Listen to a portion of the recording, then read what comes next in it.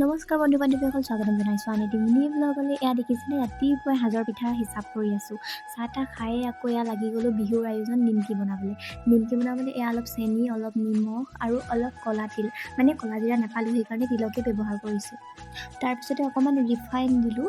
ৰিফাইনটো দিয়াৰ আগতে বেকিং দিব নাছিলে, মই পাহৰি গ'লোঁ। ৰিফাইন দিয়াৰ পিছতহে বেকিং দিছোঁ। তাৰপিছত অকণমান গোটেইখিনি মিক্স কৰি এনেকৈ এটা লাডু পতালৈকে মই মিক্স কৰি থাকিলোঁ। তাৰপিছত ঠাণ্ডা পানী দি ভালদৰে মঠি ল'লোঁ আৰু এয়া মোৰ নিমকি ৰেডি। বিহু খাবলৈ আহিব দেই। ভাত পানী খাই জিৰাই আকৌ লাগি গ'লোঁ ঘৰৰ কাম কৰিবলৈ। এয়া অকণমান ঘৰটো ঝাৰু দি গৈছোঁ। এইফালে আকৌ গোটেই ধূলি, ঝাৰু নিদিলেও নহয়, মানুহ অহা যোৱা হৈয়ে থাকে, গোটেই ঘৰটোৱে ধূলিয়ে পোত খাই থাকে। সেইকাৰণে ভাবিলোঁ অলপ ঝাৰুৱে দি দিওঁ।